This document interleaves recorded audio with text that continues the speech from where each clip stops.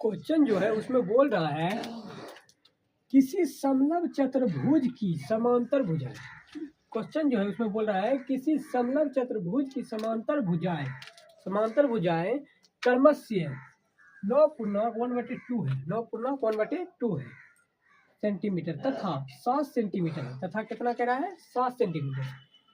एक यहाँ कह रहा है और एक यहाँ कह रहा है 7 सेंटीमीटर है। तथा इसकी ऊंचाई जो है 6 सेंटीमीटर है, 6 सेंटीमीटर है। और समलंब जो है उसका समलंब चतुर्भुज का क्षेत्रफल ज्ञात करें। यानी समलंब चतुर्भुज जो है उसका हमें क्षेत्रफल ज्ञात करने के लिए बोल रहा है।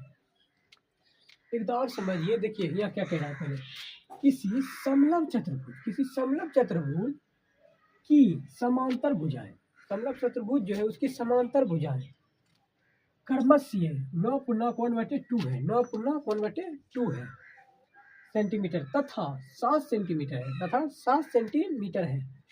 ऊंचाई 6 सेंटीमीटर दिया है और समलंब का चतुर्भुज का क्षेत्रफल ज्ञात करें। समलंब चतुर्भुज जो उसका क्षेत्रफल हमें ज्ञात करने के लिए बोल रहा है। ऊंचाई दिया हुआ है और समलंब के योग भी हमें दिया हुआ है, लेकिन हमें चतुर्भुज का जो है क्षेत्रफल ज्ञात करना है। यानी समलंब चतुर्भुज का जो क्षेत्रफल होता है उसे ज्ञात करना है। हम ज्ञात करते हैं तो पहले हम लिखेंगे हल। लिखेंगे हम। यह कह रहा है हमें समलंब चतुर्भुज का क्षेत्रफल, यानी सीधा हमें समलंब चतुर्भुज का क्षेत्रफल ही निकालने के लिए बोल रहा है। इसके लिए हम समलंब चतुर्भुज का क्षेत्रफल लगा देंगे। लिखेंगे यहाँ समलंब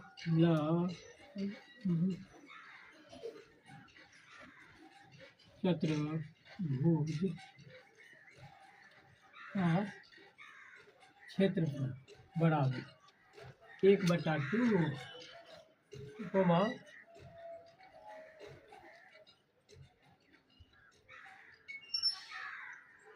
आधारों का योग,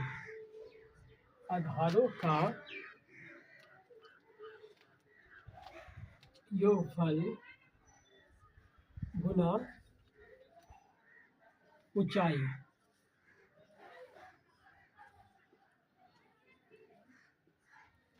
देखिए समलंब चतुर्भुज का जो क्षेत्रफल होता है वह होता है 1/2 आधारों का योगफल गुना ऊंचाई। आधारों का योगफल गुना ऊंचाई। इस पे हमें मान रखते हैं। तो पहला 1/2 ही रहेगा। इसके बाद इस पर मान जो हम रखेंगे 9 पूर्णांक 1/2 प्लस कितना है 7। इसका 7 सेंटीमीटर है, 7 सेंटीमीटर तो यहाँ 7 सेंटीमीटर दे देंगे।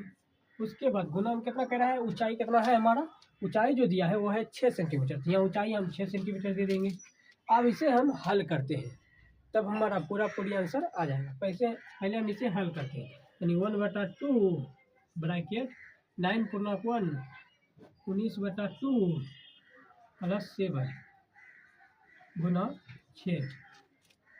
6 आता है। अब 1/2 ब्रैकेट 19 प्लस 14/2 गुना 6। तो 1/2 गुना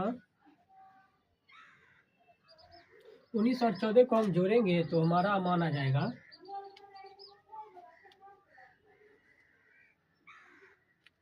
33। हमारा मान जो आएगा 33/2 आ जाएगा। और गुना में कितना है 6, ये भी गुना में बदल जाएगा। अब हम इसे काटते हैं। पहले हम इसको काटेंगे 6 से, यानी ये 3 दाम कट गया, ये जो है वो 3 दाम कट गया। अब हमारा कितना आ रहा है, इसको और इसको गुना करेंगे तो हमारा कितना मान आएगा, बराबर में इधर करते हैं हम। तो मान जो आएगा वो आएगा 99। 99 बटा लिया क्या बचा है, 2 बचा है, तो लिया हम 2 देंगे। अब इसे हमें पॉइंट में आ रहा है तो हमें पॉइंट में आंसर पुराना होगा। पॉइंट में आंसर पुराना लिखेंगे हम 18 पॉइंट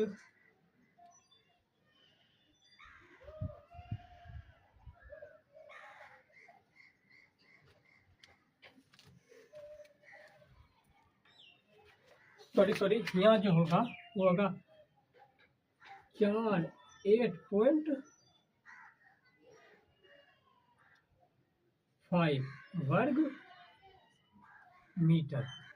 वर्ग मीटर होगा। यही हो गया इसका आंसर।